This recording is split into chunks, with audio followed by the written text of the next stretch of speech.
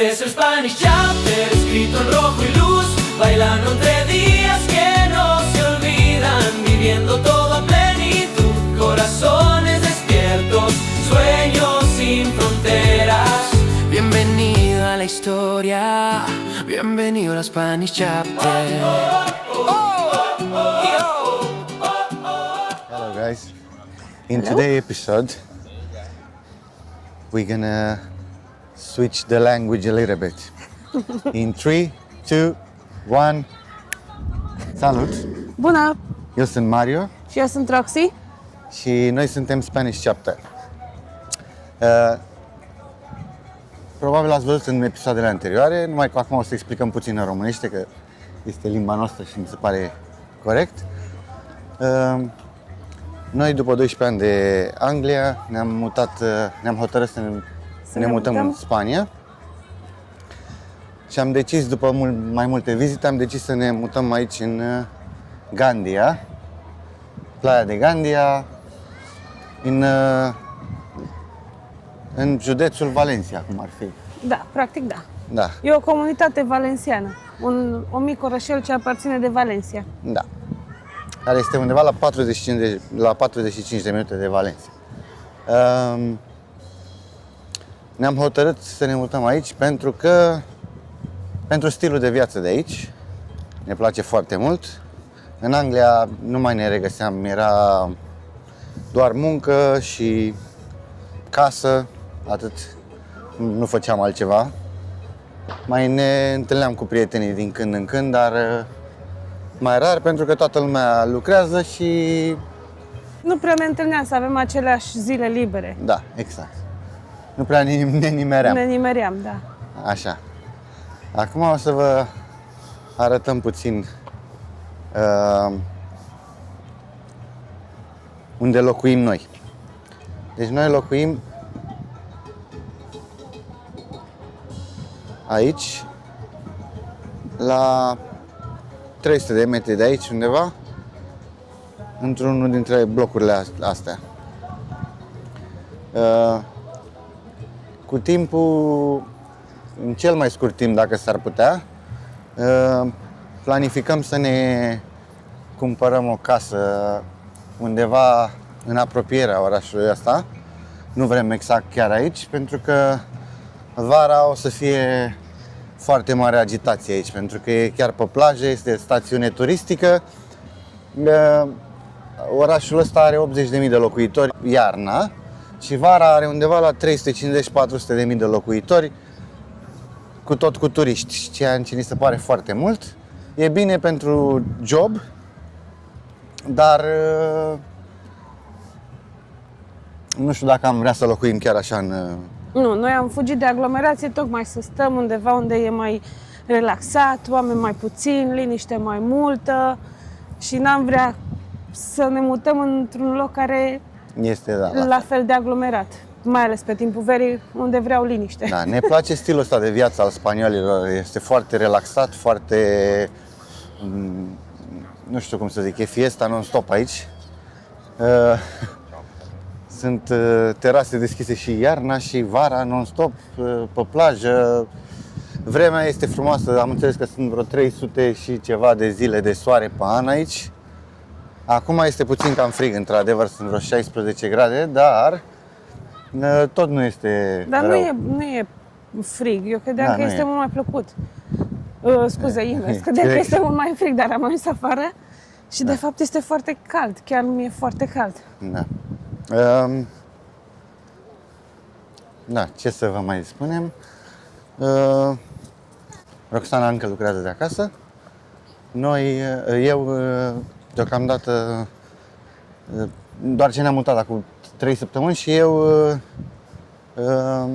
am început munca undeva, dar deocamdată nu sunt plătit, că sunt în training, sau cum se zice, învăț acum În practică. Sunt în practică, da. Da.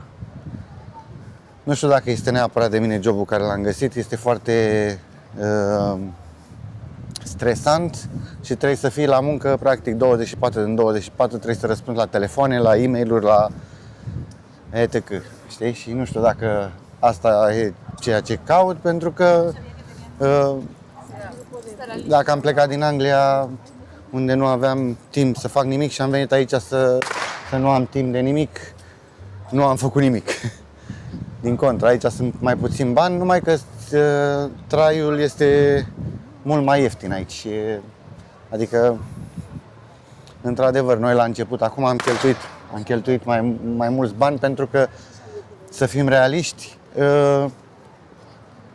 când te muți într-o casă nouă, automat îți trebuie tot felul de chestii. Că noi mai gătim acasă, îți trebuie sare, ulei, îți trebuie toate astea în general de mâncare. Și noi am cheltuit până acum foarte mult pe mâncare din cauza asta.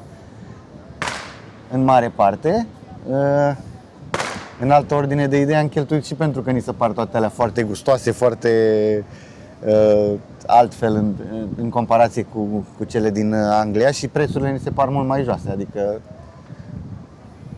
da. Dar o să vă spunem peste o perioadă de timp, într-o lună, 2, 3, o să vă spunem cum ni se par prețurile și așa.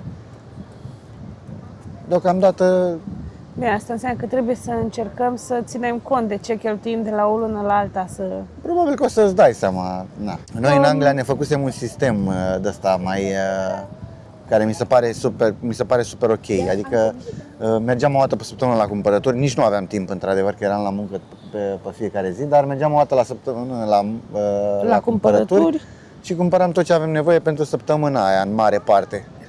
În afară de pâine, lapte, chestii mai perisabile așa. Dar da, și cheltuiam mult mai puțin bani, știi?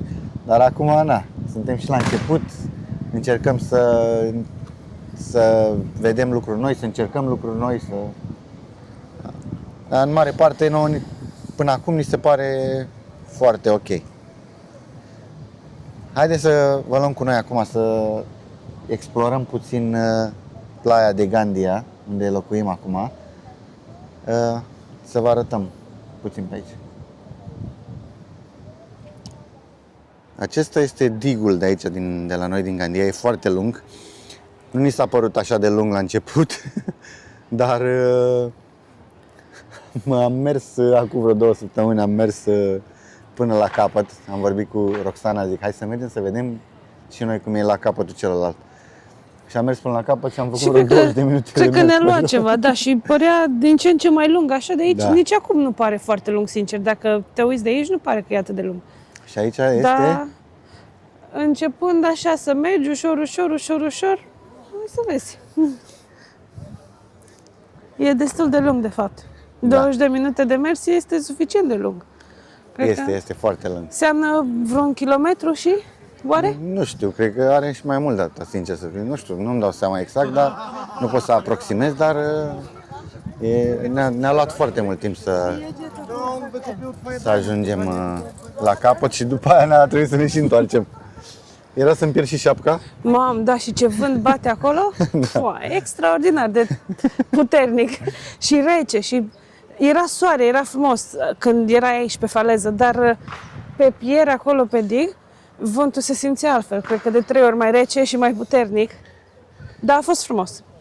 Aici este o parte din portul din Gandia, unde aduc la doc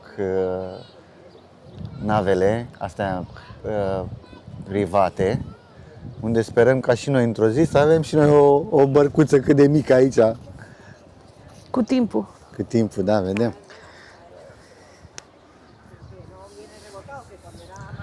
Lumea este foarte relaxată, foarte liniștită aici. Chiar și cu vremea asta am văzut foarte mulți oameni astăzi. Pe fiecare duminică, negreșit, ies afară. Acum o săptămână, duminică, a fost vreo 18-19 grade și aici vreau să zic, era full, adică toată faleza asta era full de oameni. Dar nici astăzi nu sunt foarte puțini oameni, dar frumoasa mea soție. Da.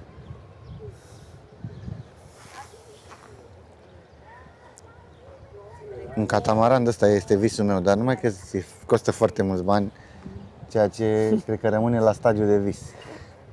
Cel puțin pentru acum, cu siguranță. Da. Pentru că deocamdată banii pe care îi Păi avem... cred că nici n-ajunge să cumpărăm un catamaran. Nu. Tot ce am strâns aici noi? vreau să spun că un catamaran este mai scump decât o casă, scuze. Ne-am uitat la niște case de care suntem interesați și costă undeva la între 50.000, 60.000 și 85.000 de euro, undeva acolo. Și Și un catamaran ăsta probabil că e 100 și ceva de mii la mâna a doua. Cel puțin și nu cred că cel mai nou model. Da, care mai necesită niște treburi. Dar depinde ce vrei să faci. Noi vrem să ne luăm o bărcuță mai mică pentru pescuit, că ne place foarte mult pescuitul. Pentru relaxare, să mai ieși puțin așa în timpul liber vara, dar nu să mergem în conjurul lumii cum poți să mergi cu un catamaran sau așa. Nu, e doar pentru să folosim în împrejurim. Da. Să mergi o zi la pescuit, o pe mare, te relaxezi, Dar asta, faci bineînțeles, sărituri. cu timpul, pentru că acum avem alte priorități. Da. Da. Aici sunt iahturile cele mai scumpe din port. Sunt parcate aici, sunt superbe. Presupun că sunt extrem de scumpe, adică câteva milioane lejer. Asta e cea mai mare din câte observ, dar este sailing. Asta este sailing boat, sailing yacht sau ceva. Aia nu are vâsle, nu are vele. Ăsta este cel mai mare de aici. Și e plin de bărci de pescari. Ies pe fiecare zi la pescuit. Bărcile astea le vedem. Aici în port sunt foarte mulți pești, sunt extrem de mulți pești și aici, nu știu dacă se vede, au sărit acum sau e un banc de pești sau cum se numește. Așa, dar nu ai voie să pescuiești aici în port, din câte știm. Nu ai voie să pescuiești în port. Am fost la pește pe mare, dar deocamdată nu am avut Noroc. noroc, nu am prins nimic. Am stat câteva ore, poate nici nu am pescuit la ce trebuie. Am pescuit am văzut undeva de fapt că să pescuiești la piept de pui și la scoici. Și am pescuit la scoici. Scoicile am înțeles că sunt ok, dar nu am avut noroc până acum nu am prins nimic la mare. Poate pentru că este apa foarte mică aici, mie îmi place maxim chestia asta. Mergi 50 de metri până apa aproape de 100 de metri și apa este încă până la gât, adică nu este foarte abruptă, da. Nu se adâncește dintr-o dată. Exact, da. Poate și din cauza asta. Am zis că o să mergem pe pier, dar nu am apucat încă pentru că am găsit un loc de pescuit pe râu, la crap, caras și am văzut că mai sunt și alți, e râu, sunt tot felul de pești. Sunt cleni foarte mari pe râu, am văzut, deocamdată nu am reușit să prind niciunul, dar nu este timpul pierdut. O să vă luăm cu noi la pescuit într-o zi și să filmăm o partidă întreagă de pescuit, pentru că noi până acum am filmat doar frânturi așa mici. Da. Vrem să mergem la vaporul ăsta. Avem un vapor în oraș și o să vă explicăm imediat despre ce e vorba când ajungem acolo. Aici este un club pe plajă, care vara este deschis, din câte am observat. Am fost în octombrie, parcă, și era încă deschis, dar era deschis doar unele zile. Presupun că vara este... cred că mai pe weekend. Da, și presupun că vara sunt deschise zilnic. Și e foarte ok clubul ăsta, adică din câte am văzut, cu ecrane mari, foarte modern așa. Asta este o embarcațiune care se numește Galeon Andalusia. Este o replică modernă a unui galion spaniol din secolul 16-17, construită pentru a arăta cum arătau și cum navigau navele comerciale și de explorare al Imperiului Spaniol. A fost construit în 2010 în Huelva, în Spania. Nava reproduce galioanele care făceau comerț între Europa, America și Asia în timpul Imperiului Spaniol. Are aproximativ 55 de metri lungime și 6 punți. Ea este construită în principal din lemn, cu pânze mari și mai multe catarge ca navele istorice. Astăzi ea este folosită ca navă muzeu și educațională, participând la festivaluri maritime și vizitând porturi din întreaga lume. Stai seama, ce frumos! Da, foarte mișto. Nava a făcut și expediții lungi, inclusiv o ocolire a lumii pentru a promova istoria maritimă a Spaniei. Da, o să încercăm să intrăm și înăuntru, vedem dacă ne permit oamenii. Mi se pare că am văzut că era un întreg rând de așteptare din partea cealaltă începând. Arată foarte mișto. Și este exact e o replică 1 la 1, că uite, de exemplu, uite și la detaliile astea, uite, am făcut cu piele sau cum se făcea înainte ca să nu... Wow! Da, arată foarte mișto. Ce mare este în primul rând. Uite, da, trebuie să mergem în partea cealaltă. Dar uitați-vă puțin la măreția acestei nave. Cât de impunătoare ești, cât de... Deci, tocmai a spus că vaporul va mai fi aici până mâine la ora 7. Da? Da. Și pe aia pleacă în altă destinație. Da? Vezi să nu te duci.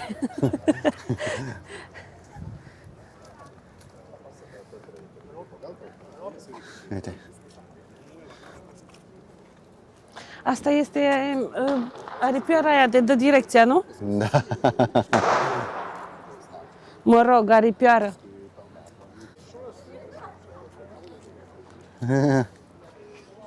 Mare? E mare? Este, cred că are 1, 2, 3. Vreo mulți metri. Are vreo mulți metri, nu? Hola, parados. Buenas. Hola, Ok, gracias. Gracias. Comenzamos la visita por aquí, ¿vale? gracias.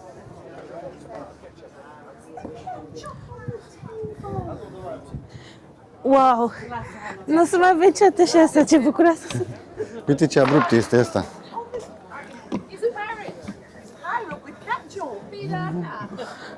Wow! Îți place? Wow, da. A zis că are 6 punți. Deci asta practic e o punte, nu așa? Probabil că este una Da, din uite, deci 1, 2, 3, 3, 4. 4 și probabil că mai Și sunt ci- de desubt. Da, probabil. Wow, Ah, uite, mai uite-te e- la asta, mai e. iubire. Ancoră? Wow, ce uriaș e. Da.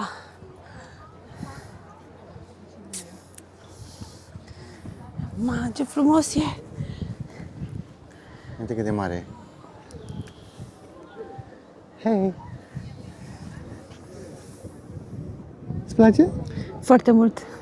Suntem pirați acum.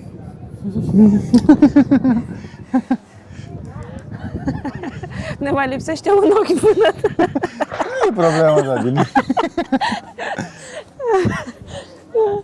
Nu, e superb. Era și păcat. E un pic scumpuleț bilețelul. Da, era și păcat, pentru că nu o să mai avem... Biletul e 12 euro de persoană, dar într-un fel e de înțeles pentru că necesită mentenanță și barca asta. Și plus că nu o să mai avem vreodată Uite șansa. aici, pune mâna pe lângă aia să vezi. Uite cum e mâna. Stai așa. I don't know. E groasă? Foarte. Și uite, altă Altă ancoră. ancoră Mamă, aici. ce uriașă este. Alte ancore, de fapt, sunt mai multe. Dar nu cred că foloseau 4 ancore, sau? Da, nu știu, probabil că le au de rezervă, nu știu, știi. Sau cine știe. A, uite cât are asta, are 420 de kilograme. Unde scrie? Ah, da, Scrie aici pe... pe braț acolo. Da. Ce uriașă este. Astea 420 de Și asta e aia kilograme. mică, mai sunt astea mai mari, da. Mamă, uite-te de aici, în jos. Uite, filmează în jos de aici. Mamă, ce înalt e. Nu pare, dar e. Este foarte înalt, da. Uite, mergem și pe puntea din spate? Și aici pot să stau gen? Este de șezut, așa? Nu cred că este făcut chiar pentru treaba asta. Da. Nu e? Nu, erau ca să ancoreze... Să lege sfoara. Să ancoreze vaporul, da. Uite aici ce foloseau în caz de... erau atacați. Tunuri. Ce tare. Îi împuși? Dă bricheta.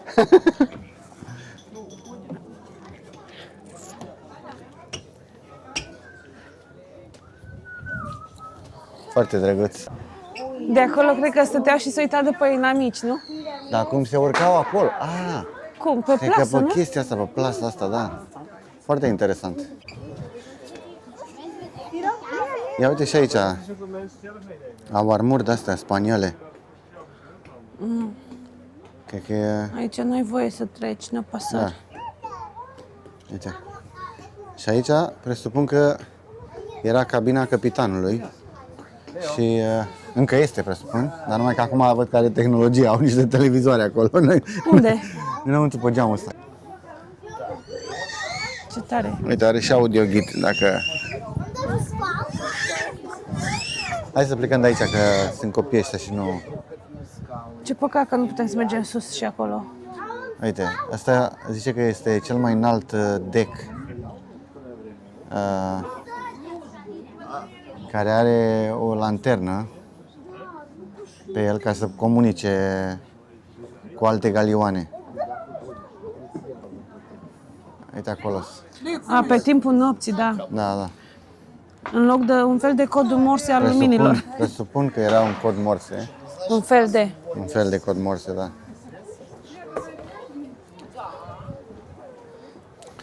Da, după cum v-am zis, asta este o replică, dar este o replică unul la Uite, și unul. mai sunt oameni din partea cealaltă, mănâncă. Da, Îi vezi? Înăuntru acolo. Da. Și acum intrăm și înăuntru.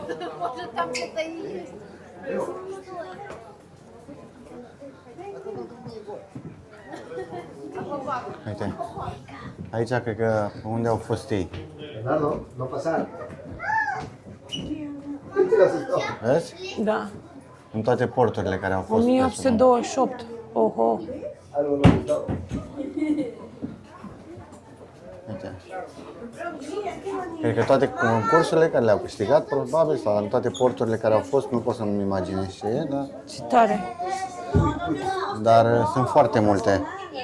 Sunt foarte multe, sunt extraordinar de multe. Uite aici, cum erau camerele, vezi? Un dormitor, da.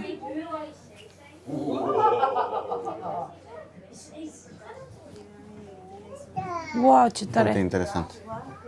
Bine că n-am mai Și cred că acolo acum pe este... ușița aia, cred că era un fel de toaletă sau ceva? Nu știu. Asta ce ar fi? Nu știu ce e asta. Смотри, во Флориде он был.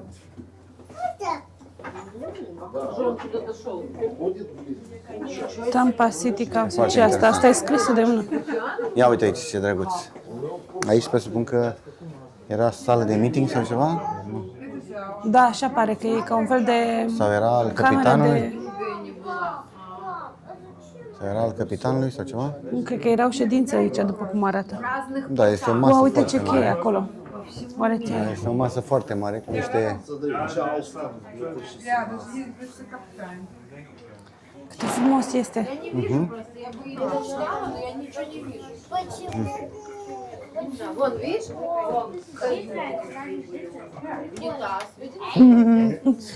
Poate e cineva la baie. Am încercat fiecare ușă.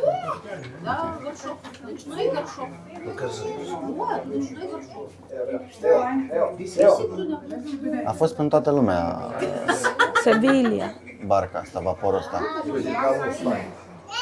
Melilla. Nici nu știu unde e Melilla.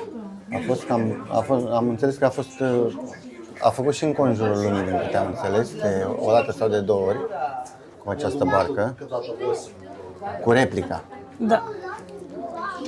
bărcii. Uite, a fost și în Florida. Da, Pensacola, Florida. exact cum am zis. Uite, în Texas, de Texas Navy, Am fost și în Castellon. asta da. Da, e aproape.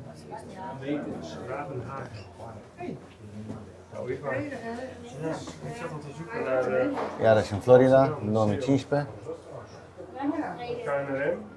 Da.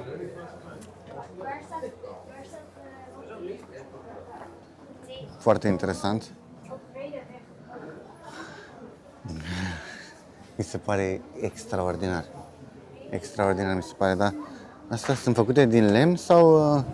Da, cred că da. Nu, mă refer la asta mare. Asta e făcută din metal, dar presupun că originala era din lemn. Nu știu dacă existau... E metal, da, acum. Dar uite aici, detalii. De piele.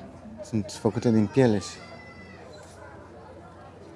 Ce tare. Uite aici mai sunt oameni de desubt. Și cum au ajuns acolo? Presupun că o să ajungem și noi acolo, nu? Watch your steps. Mamă, da.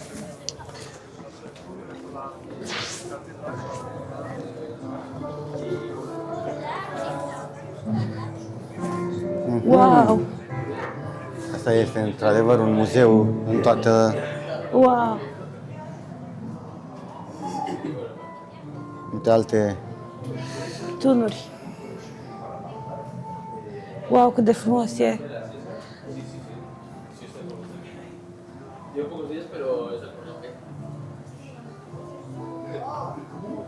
Aici uite cum... Wow, uite cât de frumos. Uite cum foloseau uite aici, mesele. uite aici se mișcă puțin, vezi? Și vrei să zic ceva? E o idee foarte șmecheră treaba asta. E o idee foarte mișto. Bine, numai să nu mănânci ciorbă la ea. Uite aici, Comori. omori.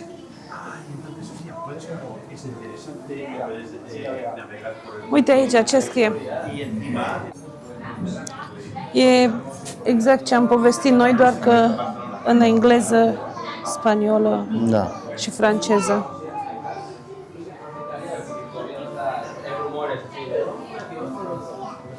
Asta este un muzeu pe apă. Aici? Presupun că aici era unde se țineau comorile și apa, băuturile sau ce aveau ei. Ce tare. Uite aici rutele pe unde a fost. Din Sevilla a fost în America de Sud și în America de Nord.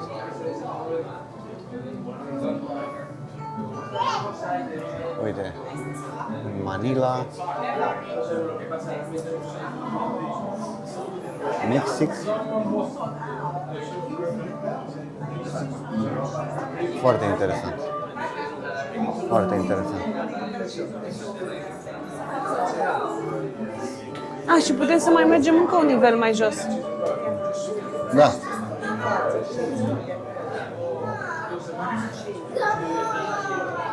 Uite și bombe cu ce aruncă ei. Poate E că ar trebui să fac și o prins poză. aici m-am prins aici mai...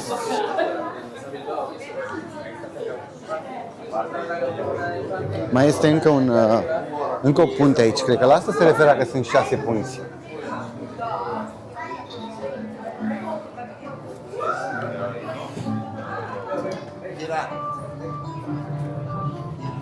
Da, aici aveau astea, apa, mâncare,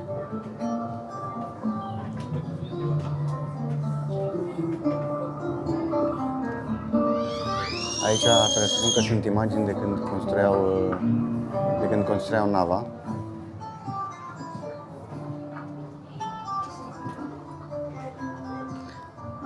Aici este un mic video despre cum a fost făcut. Da.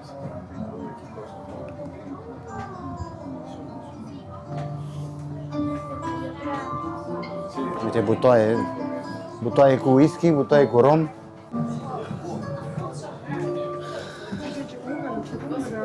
Aici este ce am văzut noi mai devreme, de sus. Aici presupun că sunt chestii cu care se luptau ei sau ceva, nu-mi dau seama. Uite la detaliile din asta. Iubire?